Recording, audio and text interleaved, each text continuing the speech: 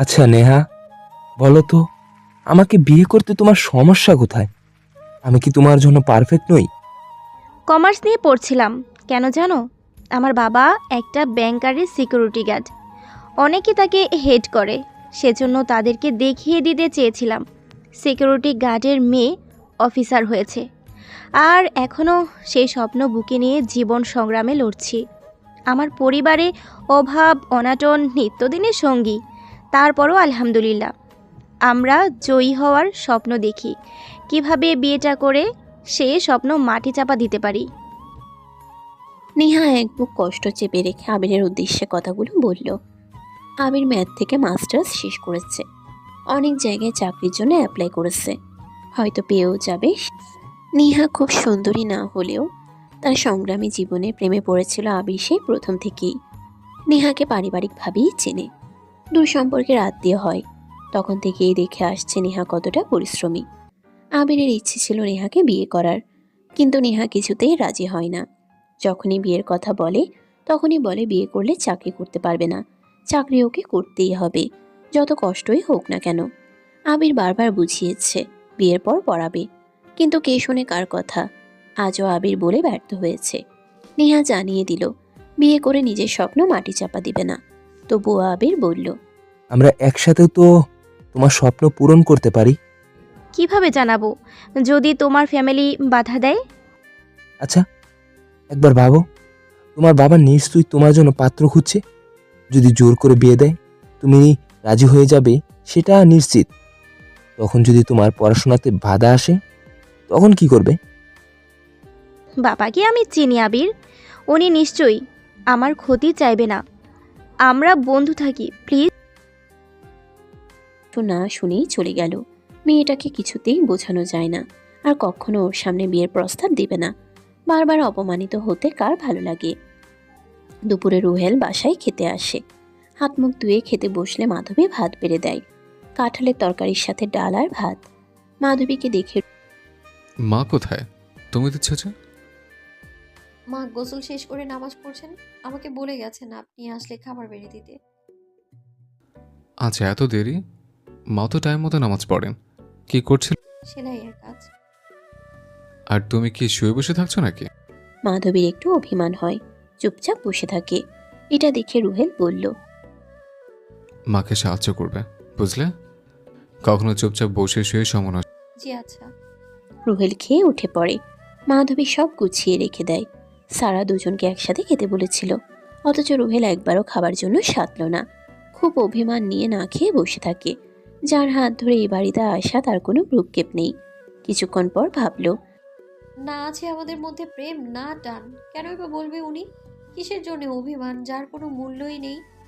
এটা ভেবে মনকে সান্ত্বনা দিয়ে মায়ের পাশে গিয়ে বসে। নামাজ শেষ করে সারা তসবি পড়ছিল। সারা বলল, কিরে রুহেল, চলে গেছে? জি মা। মন খারাপ কেন? মন খারাপ না মা, আপনি এখন খাবেন? তুই ওর সাথে খাসনি? না মা, লজ্জা লাগে। ধুর পাগলি, আমায় আপন করে নিতে পারিস আর বরকে আপন করে নিতে পারিস না? মাধবী লজ্জায় মাথা নোয়ালো। এখানে তার কিছুই বলার নেই। বিয়েটাই একটা অস্বাভাবিক পরিস্থিতিতে নিয়ে গেছে তাকে। কিসের অধিকার দাবি করবে সে? আচ্ছা চল খেয়ে নিয়ে কাজ শেষ করি। সারা মাধবীর লজ্জা ভাঙাতে বলল। দুজনে খাওয়ার পর কাজে ব্যস্ত হয়ে পড়ে। তখন সারা বলল, রুহেল অক্লান্ত পরিশ্রম করছে ভালো কোথাও চান্স পাওয়ার জন্য, তাই হয়তো ও তোকে নিয়ে এখন ভাববে না। তাই ওর আশায় বসে নিজের শরীর খারাপ করিস না, নিজের কাজ নিজে চালিয়ে যা, দেখবি একদিন সার্থকতা এসে ধরা দেবে। মা, উনি বাধ্য হয়ে বিয়ে করাতে আমার উপর এত রাগ দেখাচ্ছেন। আমি ইচ্ছে করে কিছুই করিনি। আহা, দেখো মেয়ের কাণ্ড, একটু কিছু হলেই ফ্যাচ ফ্যাচ করে কাঁদে। সরি মা। আচ্ছা, বিয়ের কথা ভুলে যা, মনে কর তুই আমার মেয়ে, এবার খুশি তো? মাধবী হাতের ছোঁয়ায় গলার মালা, কানের দুল আর টিকলি প্রস্তুত। আর কয়েকটা জিনিস বানাতে হবে। আংটি আর বাহু বান্ধনী বানালেই সেটটা প্রস্তুত হয়ে যাবে। এখন বিয়ের কনের গয়নাগুলো পছন্দ হলেই হয়।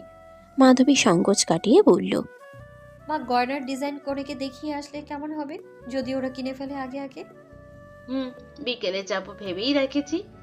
ব্লাউজের মাপটা ঠিক হলো কিনা? সারা কাজ শেষ করে। ফাহাদ তখন বাসায় আসলে ওকে খাবার দিয়ে দেয়। বলল, তুই খেয়ে নে, আমি নিচতলায় যাব। নেহা এখনই আসবে, দরজা খুলে দিস। সারা চলে যাবার কিছুক্ষণ পর রুহেল আসে। 2টা টিউশনি শেষ করে এসেছে। এসেই ঘরে ঢুকে দেখলো মাধবী চুল ছেড়ে চুল শুকাচ্ছে। হঠাৎ মাথাটা গরম হয়ে গেল। দ্রুত মাধবীর এক গোছা চুল মুঠি করে ধরে। মাধবী ভয়ে আঁতকে উঠল। রুহেল মাধবীর থুতনিতে হাত দিয়ে চিপে ধরে বলল, বেহায়া মেয়ে, পরপুরুষকে সৌন্দর্য দেখাতে খুব ভালো লাগছে, তাই না? মাধবী কিছুই বুঝলো না, শুধু চোখ দিয়ে পানি গড়িয়ে পড়ল। রুহেল আরো শক্ত করে চুলগুলো ধরে বলল, সামনের ফ্ল্যাটের ছেলেটা বারান্দা থেকে অপলক তাকিয়ে আছে, খেয়াল করেছো? মাধবী খেয়াল করলো এবার। অপরাধ বুঝতে পেরে চোখ নামিয়ে বলল। মাফ করবেন, বুঝতে পারিনি। রুহেল মাধবীর চুল ছেড়ে দেয়। রাগ দেখিয়ে বলল, কমন সেন্স নেই তোমার, নাকি সবাইকে মায়াবী চেহারার মুগ্ধতায় ডুবোতে চাও? মাধবী কি বলবে বুঝতে না পেরে রুহেলের পা ধরে বসে। সত্যি বুঝতে পারিনি, আর হবে না এমন। আহ, এগুলো কি ধরনের নাকামি? মাধবীকে বসে থাকতে দেখে রুহেল মাধবীর পাশে বসে আস্তে করে বলল, আমি চাই তুমি পর্দা করে চলবে, এমনকি ফাহাদের থেকেও পর্দা করবে। আশা করে আর বলতে হবে না। জি। মাধবীর ছোট্ট জবাব।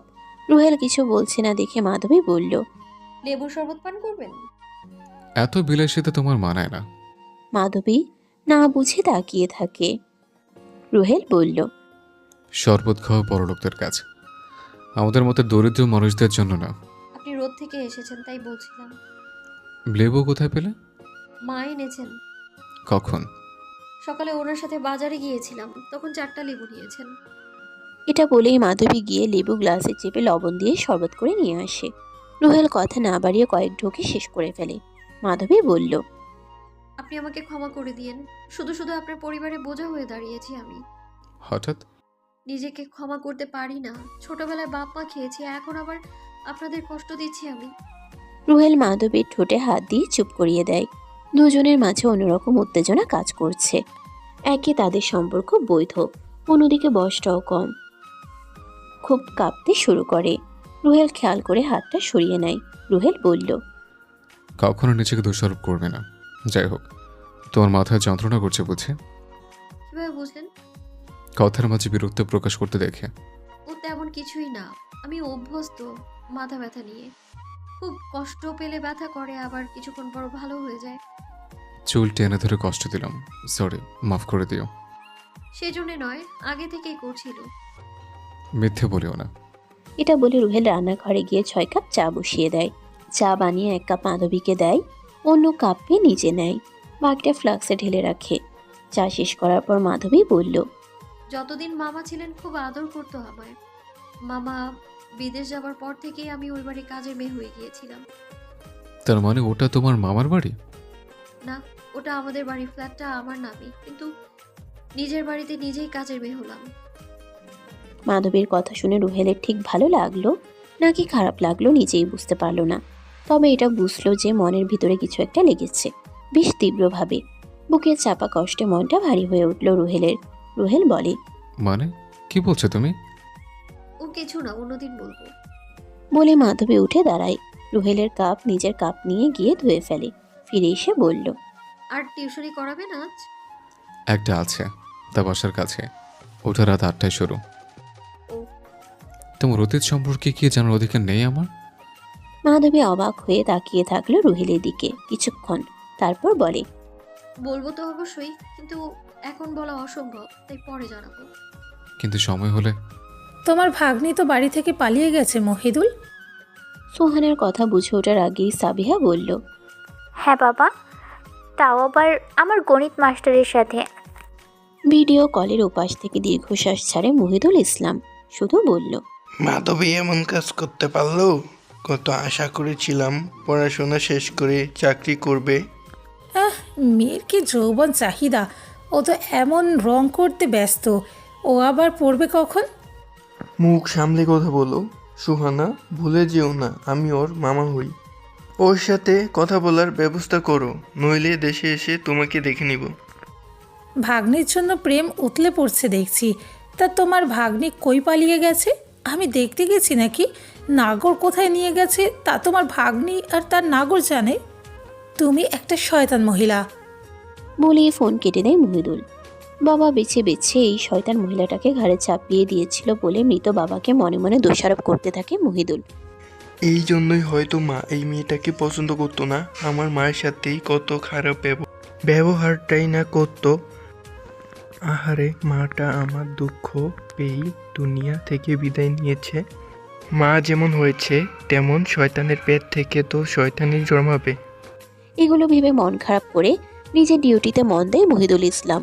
প্রবাসে প্রচুর কষ্ট করতে হয়, ডে লেবারদের কষ্টের সীমা নেই, অথচ তাদের পরিবার এমন একটা ভাব ধরে যেন তাদের স্বামী বা বাবা বা ভাই খুব সুখে আছে, টাকা পাঠাচ্ছে বেহিসেবি, অথচ একবারও খোঁজ নেয় না তারা আছে কেমন, কি করছে, কিংবা তারা খাচ্ছেটা কি। মহিদুল আবারও দীর্ঘশ্বাস ছাড়ে। হায়রে জীবন, সবে শুধু স্বার্থপরতা। এই স্বার্থপর দুনিয়ায় বেঁচে থাকতে মন চায় না। সারা ফিরে এসে বিছানার কোণে বসে পড়ে। খুব পরিশ্রম হয়েছে আজ, তবুও ঠোঁটের কোণে হাসির ছোঁয়া। 10 মিনিট বিশ্রাম নিয়ে মাধবীকে ডাক দেয়। মাধবী দৌড়ে আসে, যেন ডাকের অপেক্ষায় ছিল। গয়নাগুলো অপির শাড়ির সাথে পুরো মিলে গেছে। অপি তো জানিয়ে দিয়েছে এই গয়নাগুলো সে কিনবে, কিন্তু বলে একটু থেমে আবার বলল। বাজার দামের চেয়ে কম দিবে বলেছে। মাধবী খুশিতে আত্মহারা হয়ে আল্লাহর নিকট আলহামদুলিল্লাহ বলে শুকরিয়া আদায় করল। মুখে এক চিলতে হাসি এনে বলল, দিয়ে দিন মা, বিয়ের অনুষ্ঠানে অনেক মেয়ে আসবে, যদি কেউ পছন্দ করে আবার অর্ডার করতে পারে। সারাও হাসলো। মেয়েটার বুদ্ধি আছে বই কি। এরই মাঝে ফারুক আসে ডিউটি শেষ করে। এসেই জিজ্ঞেস করে, মা বিয়েতে কি বিস্ক্রিট শালা পরামর্শ দিচ্ছ? মাধবী ফারুককে খেয়াল করে আস্তে করে সরে আসলো। যাওয়ার সময় বলে গেল, বাবা আমি আসছি। ফারুক অবাক হলো, আবার মনে মনে খুশিও হয়েছে। সারাকে জিজ্ঞেস করলো, আরেকজনের বাবা হয়ে গেলাম রাতারাতি। মেয়ে সন্তান কল্যাণ নিয়ে আসে। যেমন এই মেয়েটা আসতে না আসতেই পরিবারের জন্য কি পরিশ্রম তাই না শুরু করেছে দেখো। বলে মাধবীর বানানো গয়না দেখালো আর বলল, ফুল সেট বিক্রি করে 400 মতো লাভ থাকবে। বাহ, মেয়ে তো ভালোই কাজের। দেখিও, এগুলো যদি আরো বিক্রি হয় তাহলে হয়তো আরো একটু সুখের মুখ দেখবো আমরা। কারণ সেলাই করার চেয়ে এই কাজে লাভ বেশি, যদিও খাটনি প্রচুর, ধৈর্য লাগে অনেক। দেখো অসিনা মেয়েকে আশ্রয় দিয়ে আবার বিপদ না আসে। আল্লাহ আমাদের সাথে এমন করবেন না ইনশাআল্লাহ। আচ্ছা চলো, খেতেও দেবে না নাকি? কেন দিব না? বলে সারা হাসি মুখে রান্নাঘরের দিকে পা বাড়ালো। ফারুক খাওয়া শেষ করে বিছানায় গায়ে লিয়ে দেয়। সারাদিনে দাঁড়িয়ে থাকায় কাজ, খুব অল্প সময় বসার সুযোগ পায়। দুপুরে শুকনো রুটি খেতে যেটুকু বসার সুযোগ পাই সেটুকুই। এরই মাঝে সারা ঘরে আসলো। এসেই বলল, ভাবছিলাম ড্রয়িং রুমে 2 ভাইয়ের থাকার তোষকটা বিছিয়ে দেব। মেয়েরা একসাথে থাকুক, ছেলেরাও বড় হচ্ছে। সেটাই করো। হাজার হোক বাগানা নারী ঘরে আছে, এক ঘরে সবাই থাকা ঠিকও হচ্ছে না। সিঁড়ি ঘর থেকে ঢুকেই সামনে অল্প একটু জায়গা নিয়ে ড্রয়িং রুম। তার এক কোনায় 2 ভাইয়ের তোষক টেনে নিয়ে আসে সারা। মাধবী অবশ্য সাহায্য করেছে, কিন্তু বুঝিনি কেন বাহির করে আনলো বিছানাটা। রাত্রে ফাহাদ ফিরে এসে ড্রয়িং রুমে বিছানা দেখে মন খারাপ করে জিজ্ঞেস করে, এখানে শুতে হবে? পড়াশোনা আমাদের ঘরে করিস আর এখানে ঘুমাস? বিছানা তো আছেই, ঘুম হলেই হলো। কত মানুষ তো শোবার জায়গাটুকুও পায় না, রাস্তা ঘাটে রেল স্টেশনে রাত কাটায়। আল্লাহর কাছে শুকরিয়া করো যে একটা থাকার জায়গা আমাদের আছে। ফাহাদ মনে মনে মাধবীর উপর বিরক্ত হয়ে গেল। ওর জন্যই আমাদের আজ থেকে এখানে ঘুমোতে হবে। নেহা ফিরে এসে দেখলো বাইরে বিছানা। কিছুই না বলে কাজ শেষ করে আসলো। এসেই মায়ের কানে কানে বলল, ভালো একটা সিদ্ধান্ত নিয়েছো। ফাহাদের সামনে মাধবী ইতস্তত বোধ করছিল কালকে। হাজার হোক, ছেলের বউকে তো পর্দা রক্ষার সুযোগ দিতেই হবে। নেহা একটু হেসে ফাহাদের মাথায় হাত বুলিয়ে দিয়ে ঘরে ঢুকলো। মাধবী তখনও গয়না বানাচ্ছে। নেহা অবাক হয়ে যায়, এত সুন্দর ডিজাইন বলেই ফেলল। ইস, কি সুন্দর করে বানাচ্ছ, আমার তো লোভ লাগছে খুব। আপু তোমার বিয়ের সব গয়না আমার নিজের হাতে বানাবো আমি। 4 দিন পর মাধবীর বানানো 3 সেট গয়না বিয়ে বাড়িতে বিক্রি হয়ে যায়। ভাগ্যিস মাধবী এক্সট্রা আর কয়েকটা বানাচ্ছিল, আরও আরেকটার অর্ডার আছে, পরের দিনই লাগবে সেগুলো। দুপুর গড়িয়ে বিকেল হতে না হতেই মাধবী অস্থির হয়ে পড়ে। সন্ধ্যায় রুহেল আসা মাত্র ইশারা করে ডাকে রুহেলকে। রুহেল বুঝতে না পেরে বলল, আগে খেয়ে নে, এরপর কথা বলছে। মাধবী মন খারাপ করে বসে থাকলো। রুহেল খেয়ে রুমে আসা মাত্র বলল, আপনার কাছে ফোন আছে? কাকে কল করবে? না মানে একটু জরুরি ছিল। রুহেল নিজের ছোট্ট ফোনটা মাধবীর দিকে বাড়িয়ে দেয়। প্রতিটি রেজাল্ট একজন ছাত্রছাত্রীর জন্য খুবই গুরুত্বপূর্ণ, তবে এসএসসির রেজাল্টের অনুভূতিটাই একেবারে আলাদা। 10 বছরের সাধনার ফল। এই নিয়ে গত কয়েকদিন ধরে মাধবী ঠিকমতো খাওয়া দাওয়া করেনি। ঘুম হয় না মাঝে মাঝে। ঘুম ধরলেও অল্প কিছু সময়ের মধ্যেই আবার ঘুম ভেঙে যায়। ঘুম ভেঙে গেলে সে উঠে নামাজ পড়ে মোনাজাতে আল্লাহর নিকট হাত তুলে সাহায্য চেয়ে প্রার্থনা করে তার এসএসসির রেজাল্টের ভালো ফলাফলের জন্য।